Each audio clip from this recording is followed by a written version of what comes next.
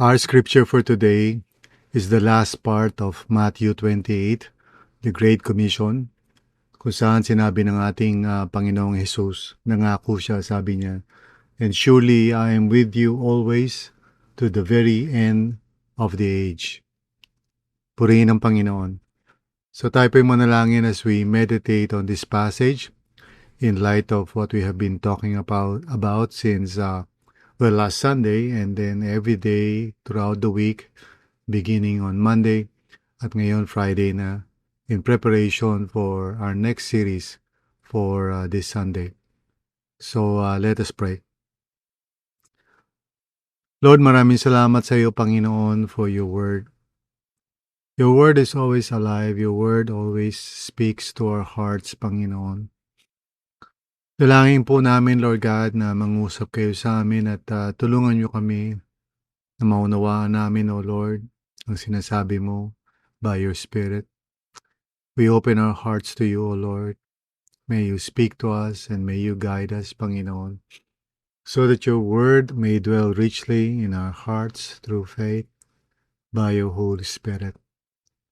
Salamat po, Panginoon. Thank you for your grace. And right now we trust, O Lord, na as we meditate on your word, truth will be revealed to us and we would be able, Lord God, to move forward in faith toward the mission that you are calling us to fulfill. Salamat po, Panginoon, na you have called us, you have commanded us, and have given us the assurance na hindi nyo kami iiwan o pababayaan. You are with us, Panginoon, all throughout this missionary activity, Panginoon, of fulfilling the Great Commission. So maraming salamat po, Lord. Thank you so much for your grace. We love you, we praise you, O God. In Jesus' name, Amen. Amen. So nangako ang ating Panginoong Hesus, no? Hindi lang sa kanyang mga alagad kundi sa lahat sa atin. Sabi niya na, "And surely I am with you always to the very end of the age." So una sa lahat, sabi niya, surely. So this is something na we can put our confidence in. Alam natin na seryoso ang ating Panginoon in saying this and promising this, and so therefore we can rely on it.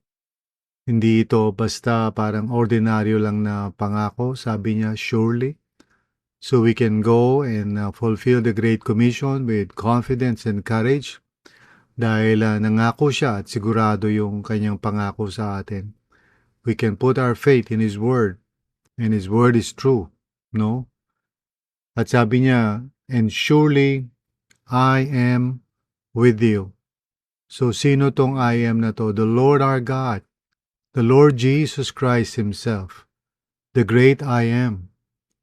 Sinabi na ng Panginoon in many verses or passages, especially in the Gospels, that He and the Father are one.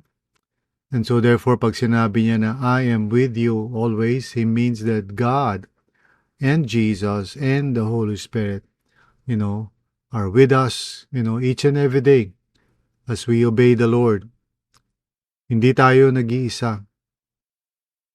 His presence and power and purpose are at work sa buhay natin. And even if maka-encounter tayo ng mga difficulties, hindi tayo nag-iisa, hindi tayo parang on our own, the Lord is with us. So kung maka-encounter tayo ng disappointments, the Lord is with us. Kung maka-encounter tayo ng mga hadlang, well, the Lord is still with us. Hindi niya tayo iiwan. Kaya sabi niya, "And surely I am with you." Gaano kadalas ito? Sabi niya, always. I am with you always. Alam mo kapatid, minsan hindi natin nafe-feel o parang siguro feeling nga natin parang nag-iisa lang tayo. Pero remember, feeling lang yun. Nangako ang Panginoon that He will be with us always. So in other words, there's never a time, there's never an opportunity na tayo po ay mag-isa lamang trying to fulfill yung Great Commission The Lord is always with us. So first and foremost, God Himself is with us. And of course, Jesus, who is working in and through us according to His power and purpose. And the Holy Spirit.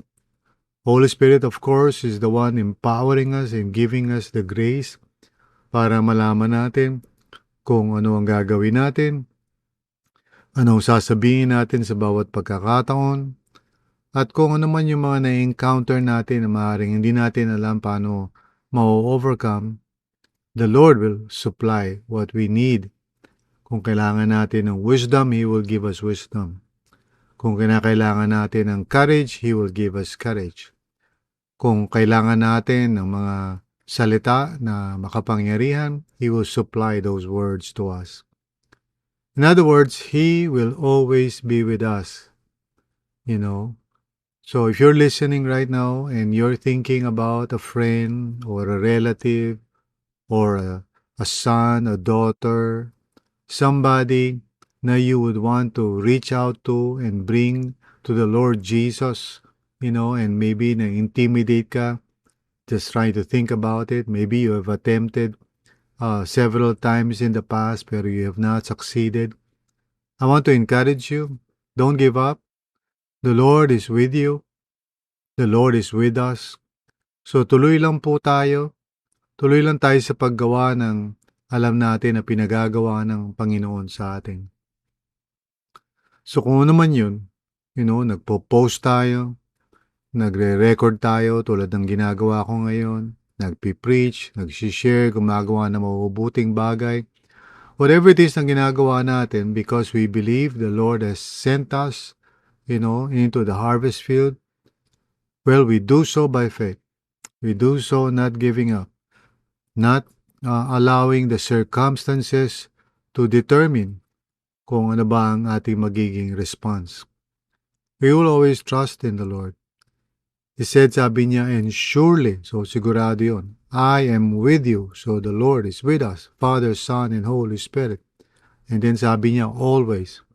In other words, hindi lang minsan, kundi palagi. At hindi lang palagi, sabi niya, to the very end of the age. So what does He mean by that? Well, nung kinreate niya yung mundo, until such time na He's going to recreate it by the new creation, na pinangako niya, a new heaven and new earth. So yung time period niya from the very beginning hanggang sa dumating siya muli, well, this is the present age, no? And this age will end. Di natin alam kung kailan. We don't know for sure, but it will end and a new age will dawn. Well, actually, nag-umpisa na. Because sinabi na ng salita ng Diyos, whoever is in Christ, new creation. No? So in other words, nag-umpisa na ang new creation in our lives for those of us who believe in the Lord. Nag-umpisa na. Pero meron yan fulfillment, or climax, kung saan the Lord will bring about a new heaven and new earth. And there will be no more sin, no more suffering, no more death. And finally, we will be able to accomplish the will of God for us, or why He has created us. Pero in the meantime, while we are living on this side of eternity, hindi pa dumarating yung new heavens and new earth, we obey the Lord, we fulfill His commandments sa atin to go and make disciples of all nations. So we do that. At sinabi ng Panginoon that He will always be with us. So just as He was with His first disciples, yung mga apostles, and He was with the early church, and of course, in every generation, as people obey the Lord by faith, so kasama siya, nandun siya, working in and through His people, and even today, at sa future, habang hindi pa nangyayari yung pangako niya, for as long as He has not yet returned, by faith, we can trust that He is with us, working through us to accomplish His purpose and will. So, kapatid, we can be confident, we can be courageous. Yan ang pinag-uusapan natin since last Sunday, wanted, confident, and courageous workers. And that's who we are. By grace, through the Holy Spirit, He has given us a mission, which is His mission, na ating pinapatupad, not by ourselves, not through our own wisdom or understanding, but by the grace and power of the Lord. The Lord is the one fulfilling His mission through us. And He gives us the proper motivation for it, His compassion. He pours out His compassion in us through Holy Spirit who lives in us. That's why we can persevere and have faith. Tuloy lang po tayo sa ating paglilingkod sa Panginoon. Hindi tayo sumusuko doon sa pinapagawa sa atin ng Panginoon. And at the same time, andun yung promise niya na gagamitin niya tayo kahit na ordinaryo lang tayo mga tao. Kahit hindi naman tayo mga espesyal na tao. Of course, special tayo in the eyes of God. Pero in the eyes of the world, we're just ordinary people. Pero nevertheless, hindi mapipigilan ng Panginoon, gagamitin niya mga tulad natin na handang sumunod sa Panginoon. Kaya kung willing ka kapatid, God can use you. And yes, He will be with us. Yan yung last devotions natin for this week. The Lord is going to be with us. Hindi tayo nag-iisa. You are not alone in the mission. We are not alone in the mission. The Lord is with us always, surely, until the end of the age. So we can be confident, we can be courageous, dahil alam natin kung sino ang kasama natin sa pagpapatupad ng misyon na ito, kung saan nanggagaling ang kapangyarihan sa Panginoon lamang, at sino ba ang ginagamit niya, mga taong tulad natin, na bagamat sa mata ng mundo ay pangkaraniwan lamang, pero sa mata ng Diyos tayo ay siniset apart for His purpose and will, so that His name will be glorified. Amen? So purihin ang Panginoon. Tayo po ay manalangin bilang pagtatapos ng ating devotions for this week. Let's give thanks to God. Lord, maraming salamat, Panginoon, sa promise mo sa amin na sure, sabi mo, surely.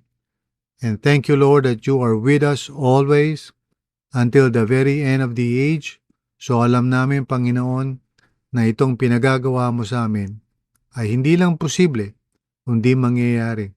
Dahil ikaw ang kapiling namin sa bawat araw, Panginoon, sa bawat pagkakataon. Nagpapasalamat kami sa iyo, Lord. Though we are not worthy, though we are nobodies, pero you have called us and you have given us the grace na gawin ito. So Lord, tulungan niyo kami na huwag kaming matakot, huwag kaming ma-intimidate, huwag kaming magkaroon ng parang worrying sa sarili namin, but rather we entrust to you everything, Lord, and we will obey by faith. Thank you, Lord, for your grace and mercy to all of us. And thank you for your word for each and every day of this week. Salamat po, Panginoon. Help us to always remember what you have taught us and what you continue to teach us. Thank you, Lord. In Jesus' name, amen and amen. So kapatid, I hope na na-encourage ka this whole week. And I pray na huwag kang matakot, huwag kang magdalawang isip. Gawin mo yung pinagagawa ng Panginoon. Kahit na minsan na-imagine mo parang paano kaya, ano kaya gagawin ko. Just trust in the Lord. He will give you ideas. And He will give you the faith na kailangan mo. At kung ano man yung dapat mo sabihin, He will give you the words that you would say. So trust Him always. Huwag tayong mag-worry. Let's just entrust the work that the Lord is calling us to do, and by faith, gawin natin to. Amen? So praise God. This coming Sunday, we are starting a new series.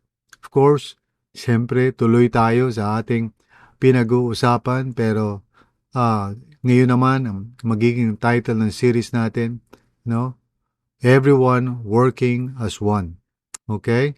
So lahat po tayo ay tinatawag ng Panginoon at gusto natin ma-discover kung ano yung mga kanya-kanya nating role as we participate in what God is calling us to do. So join us this coming Sunday. Invite your friends.